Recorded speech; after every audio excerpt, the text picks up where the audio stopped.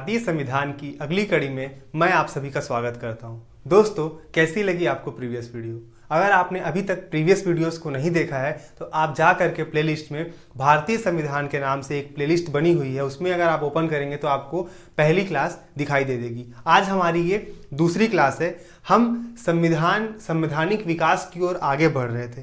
कल मैंने आपको बताया भारतीय संविधान बनने की दिशा में जो पहला कदम उठाया गया था वो था आपका 1773 का रेगुलेटिंग एक्ट। ठीक है, कैसे प्लासी का युद्ध होता है, कैसे बक्सर का युद्ध जीतते हैं अंग्रेज और उसको जीतने के बाद बंगाल पर अपना आधिपत्य स्थापित कर लेते हैं और उसके पश्चात जो है अंग्रेज शासन को सुचारू रूप से चलाने के लिए एक नए कानून व्यवस्था की स्थापना करते हैं जिसे नाम दिया जाता है 1773 का रेगुलेटिंग एक्ट। ठीक है, उसके बाद 1781 में लाते हैं एक्ट ऑफ सेटलमेंट, संशोधनात्मक अधिनियम जिसे कहा जाता है। उसके बाद आता है आपका 1784 का पिट्स इंडिया एक्ट। उस समय तत्कालीन प्रधानमंत्री रहते हैं पिट्स द यंगर के नाम पर। ठीक है, उसके बाद आता है 4 चार्टर अधिनियम, 1793 का चार्टर अधिनियम, 1813 का चार्टर अधिनियम, 1833 का चार्टर अधिनियम और 1853 का चार्टर अधिनियम। ये कुल 4 चार्टर अधिनियम आते हैं दोस्तों। कल हमने 1813 के चार्टर अधिनियम पे बात की थी, वहां तक हमने कल खत्म किया था क्लास को। हमने पढ़ा था कि भारतीयों की शिक्षा पर पहली बार 1 लाख रुपए खर्च करने का प्रावधान किया गया। ठीक है, ईसाई मिशनरीज को भारत में जो है अपने धर्म प्रचार प्रसार की अनुमति प्रदान कर दी गई। इससे पहले ईसाई पादरियों को भारत में आने पर प्रतिबंधित था। उसके बाद क्या था कि कंपनी का भारत के साथ जो एकाधिकार था व्यापार का उसको छीन लिया गया, परंतु चीन के साथ और पूर्वी देशों के साथ चाय के व्यापार को क्या किया गया, 20 वर्षों का अधिकार पत्र प्राप्त रहा। तो इस प्रकार से कुछ बातें थी 1813 के चार्टर अधिनियम की।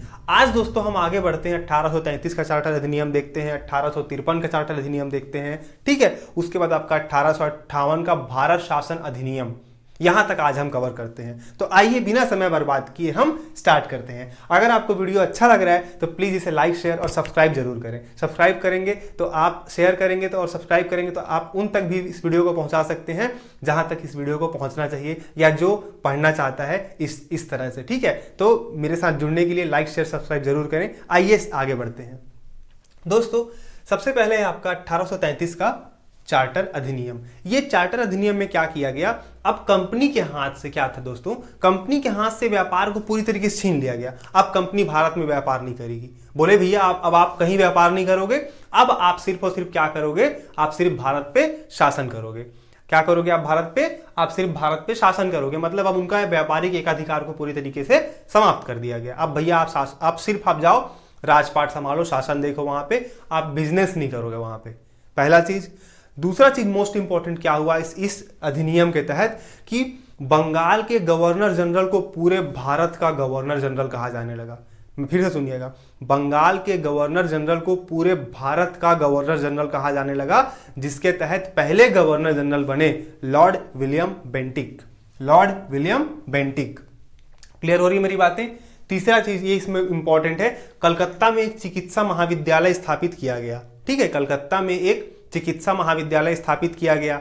चौथा चीज ये है, गवर्नर जनरल की सहायता के लिए या उनको विधिक परामर्श हेतु एक कार्यकारिणी परिषद का गठन किया गया। ठीक है, इसमें चौथे सदस्य के रूप में एक सदस्य को शामिल किया गया, बट ये टेम्परेरी था।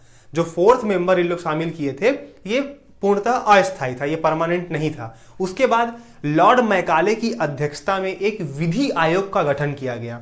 अगर आपसे प्रश्न पूछेगा कि विधि आयोग का गठन किसकी अध्यक्षता में किया गया था, तो लॉर्ड मैकाले की अध्यक्षता में विधि आयोग का गठन किया गया था। और लॉर्ड मैकाले को ही आधुनिक शिक्षा का जनक कहा जाता है। लॉर्ड मैकाले को ही आधुनिक शिक्षा का जनक कहा जाता है।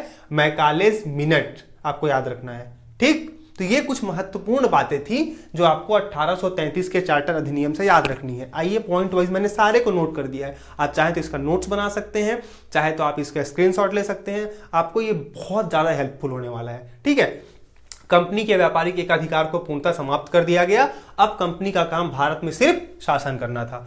बंगाल के गवर्नर को भारत का गवर्नर जनरल कहा जाने लगा, जिसके तहत बने प्रथम governor general Lord William Bentinck. पहली बार गवर्नर जनरल को पूरे भारत के लिए एक बजट तैयार करने को कहा गया। पहली बार क्या हुआ, पूरे भारत के लिए बोले भैया अंग्रेज लोग कि गवर्नर जनरल को कि आप एक बजट तैयार कीजिए अब। ठीक है, कलकत्ता में चिकित्सा महाविद्यालय की स्थापना की गई। लॉर्ड मैकाले की अध्यक्षता में प्रथम विधि आयोग का गठन किया गया, जिसे आधुनिक शिक्षा का जनक भी कहा जाता है। आधुनिक शिक्षा का जनक कहा जाता है दोस्तों लॉर्ड मैकाले को। उसके बाद देखिए मैंने दो मोस्ट इंपॉर्टेंट पॉइंट लिखे हैं। 1829 में क्या होता है, राजा राम मोहन राय के सहयोग से लॉर्ड विलियम बेंटिक ने सती प्रथा को अवैध घोषित कर दिया। ठीक है, इसको बैन लगा दिया। 1829 में राजा राम मोहन राय के सहयोग से विलियम बेंटिक द्वारा सती प्रथा का उन्मूलन, दास प्रथा और सती प्रथा का उन्मूलन भी आपको 1833 के चार्टर अधिनियम में देखने को मिलेगा।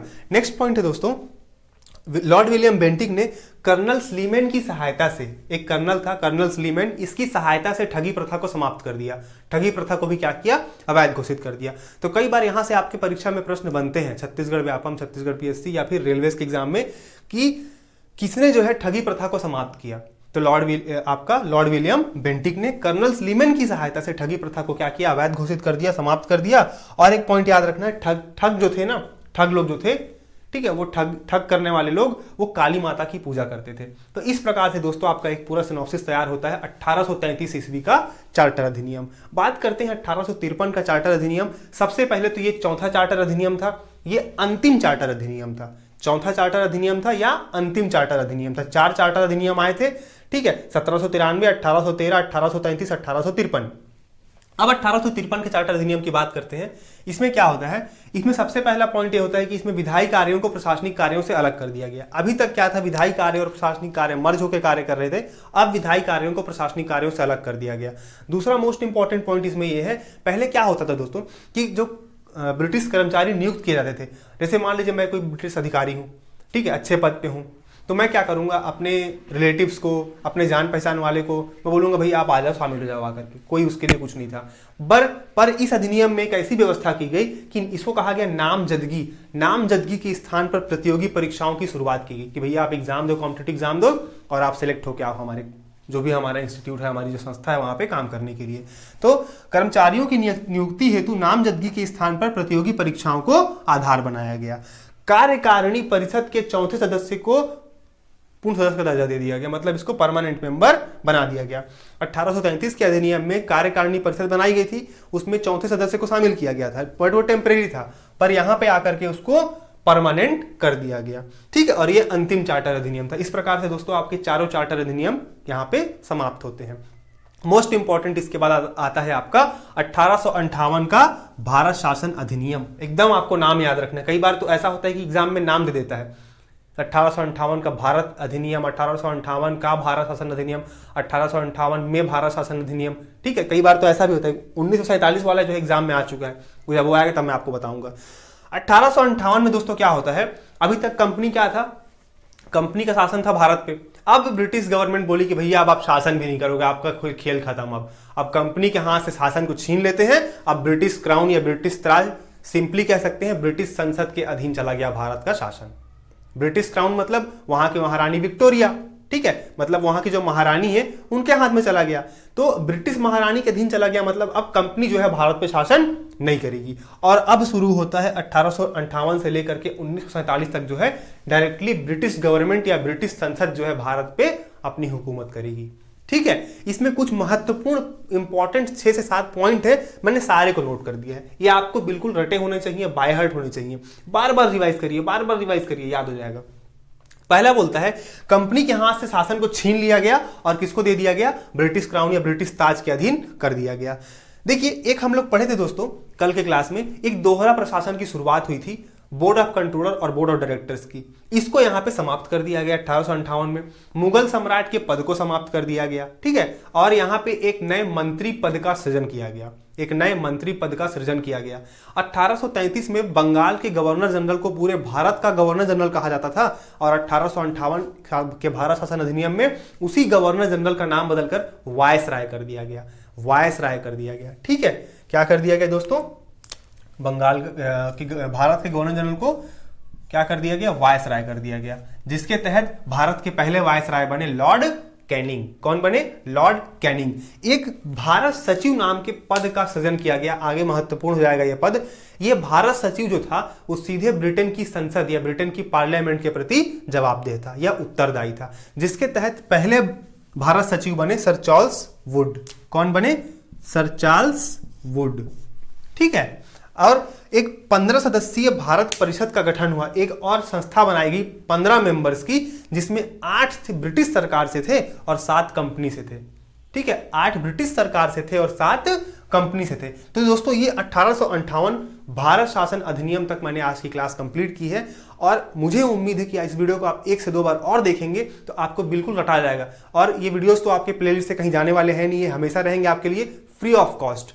तो आपको बार बार देखना है, चाहे तो आप इसका नोट्स बना लीजिए। मैं ऐसा कर रहा हूं कि कोरोना काल में आपका जो टाइम खराब ना हो, आप जो लोग मेरे से जुड़े हुए हैं उनको मैं ऐसे कंटेंट प्रोवाइड करूं जो आपको और कहीं नहीं मिलेंगे। ठीक है, तो मेरे साथ बने रहने के लिए आपका बहुत बहुत धन्यवाद। अगर आपने अभी तक चैनल को लाइक शेयर सब्सक्राइब नहीं किया है तो इसे एक बार जरूर सब्सक्राइब कर लें, लाइक कर लें और जितना अधिक से अधिक हो सके इसे शेयर करें। अगले वीडियो में मैं स्टार्ट करूंगा 1858 के आगे की कहानी। ठीक है, बहुत ही मजेदार है। हम लोग धीरे धीरे करके भारत की आजादी तक 1947 तक के अधिनियम को देखेंगे, बट इतने अच्छे और इतने शानदार तरीके से देखेंगे कि आपको बहुत ही मजा आने वाला है।